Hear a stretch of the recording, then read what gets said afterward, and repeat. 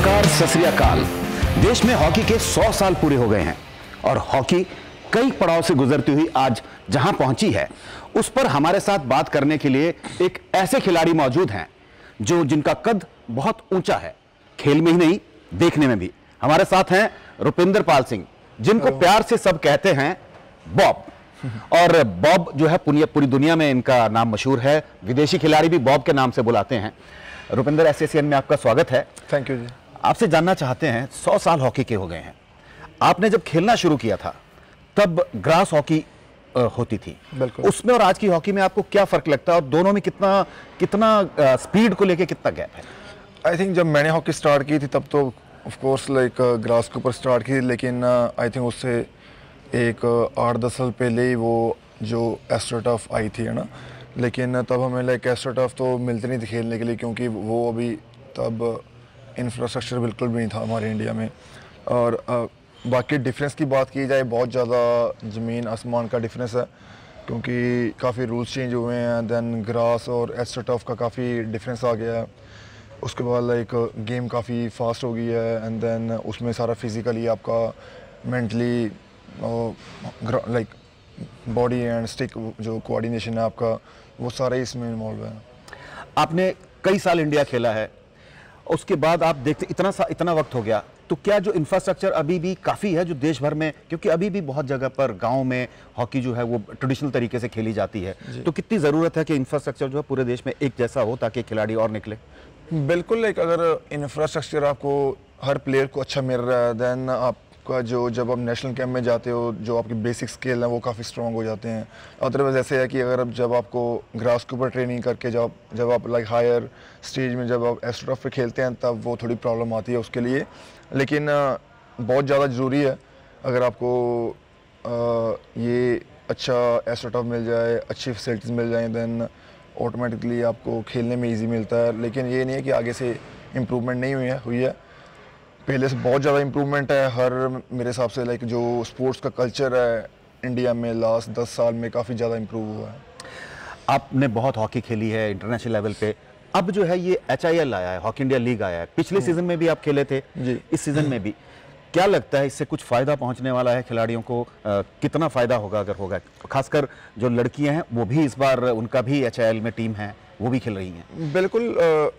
First HIL जो हुआ 2013 में हुआ था ना, और फिर 17 तक 5 साल हुआ। लेकिन अभी आप अगर नेशनल टीम में देखेंगे तो, और ड्यूरिंग उस साल के बाद काफ़ी हमारे अच्छे मेडल आए हैं, है ना।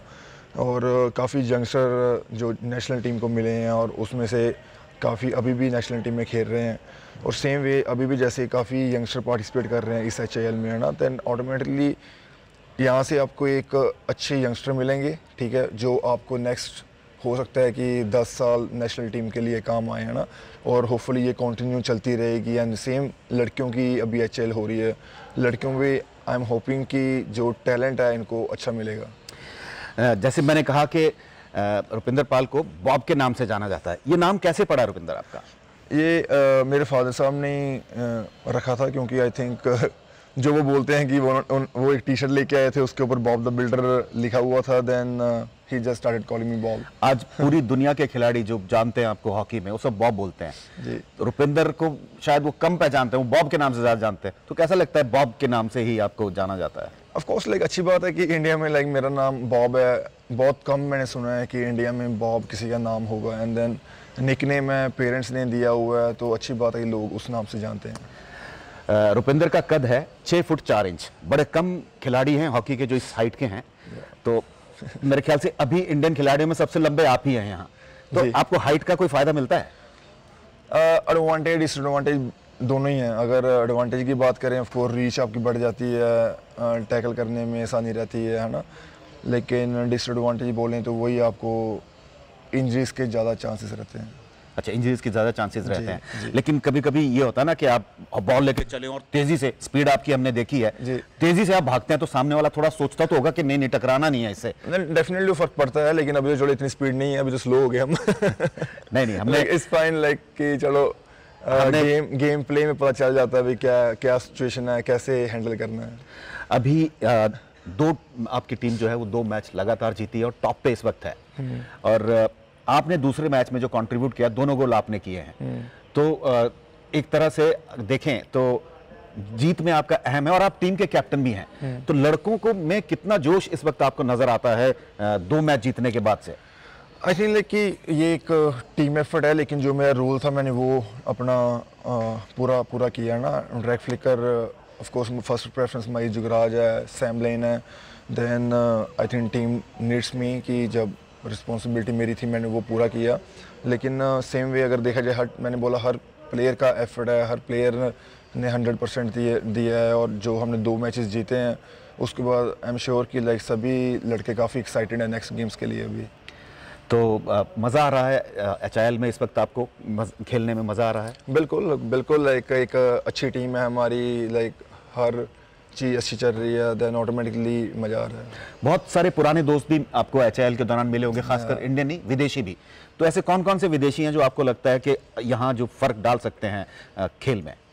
और लाइक कि I feel personally Belgian players, Australian, like देखा जाए ऑल ओवर द वर्ल्ड सभी यहाँ पे आए हैं ना, तो बाकी डिपेंड करता है कि आप एज अ टीम कैसे भी टुगेदर साथ में काम कर रहे हैं ऑन द फील्ड। ये individually of course makes a difference, but like मेरे हिसाब से ये है कि ज़्यादा टीम वो इम्पैक्ट डालेगी जो एक साथ खेलेगी। आज जैसे रेस्ट डे है, हाँ जी, मैच के दिन की रूटीन आपकी बहुत बिजी रहती है सुबह से, रेस्ट डे में क्या करते हैं खिलाड़ी? क्या उनकी वो रहती है, कुछ मस्ती, कुछ उस तरह की चीज़ें कुछ होती हैं? मोस्टली रेस्ट डे वाले दिन ऐसा होता है कि थोड़ा रिकवरी कर लो, आप हाइड्रो कर लो, सोना कर लो, एंड देन एक टीम मीटिंग होती है, डीब्रीफिंग, जो हमने लास्ट मैच में जो किया होता है, पॉजिटिव इम्प्रूव जो करना है, एंड देन उसके बाद इंडिविजुअल जिम्स होते हैं, जिम सेशन जैसे। अभी IPL में 8 टीमें हैं और 2 अच्छी टीमों को आप लोग हरा चुके हैं, बाकी जो बची टीमें उनमें आपको कौन लगता है कि कौन सबसे टफ कंपटीशन वाली टीम हो सकती है? कौन जिनसे कि लगता है कि उनके खिलाफ हमें ज़्यादा तैयार रहना चाहिए, ज़्यादा अच्छे से संभल के रहना पड़ेगा? ऑन द पेपर्स लाइक काफ़ी टीमें अच्छी हैं, ऐसा नहीं है कि मैं बोलूँगा नहीं, 2-3 टीमें काफ़ी अच्छी हैं, देन बट मैटर वही करता है कि खुद की परफॉर्मेंस, कि आप ऑन द फील्ड कैसे परफॉर्म कर रहे हैं। मैं लाइक अभी कंसर्न कर रहा हूँ कि जो हमारी परफॉर्मेंस जैसे हम खेल रहे हैं, अगर इसी चीज़ को हम कंटिन्यू करें और डे बाय डे इम्प्रूव करते रहें, देन भी हम नेक्स्ट गेम्स भी जीत सकते हैं। बिल्कुल। एक और जो इतने लंबे खिलाड़ी हैं, मैंने कहा 6 फुट 4 इंच है, ये खेल में ही इनका कद ऊंचा नहीं है, वैसे भी इनका कद ऊंचा है, और जिसको भी बात करनी होती है ऐसे बिल्कुल टॉप एंगल में बात करनी पड़ती है रुपिंदर के साथ। तो रुपिंदर, आपसे बात करके बहुत अच्छा लगा, और आपके आगे के मैचेस के लिए आपको बहुत बहुत शुभकामनाएं हैं SSEN की तरफ से, और उम्मीद करते हैं कि ऐसे ही जीत का सिलसिला जारी रहेगा। Thank you very much.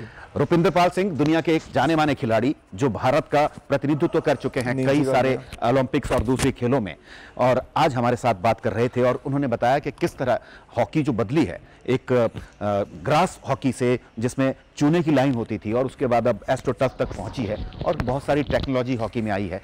खेल बदला है, स्पीड बदली है, और भारतीय खिलाड़ी किसी से भी पीछे नहीं है इस मामले में। उन्होंने अपने आप को इसमें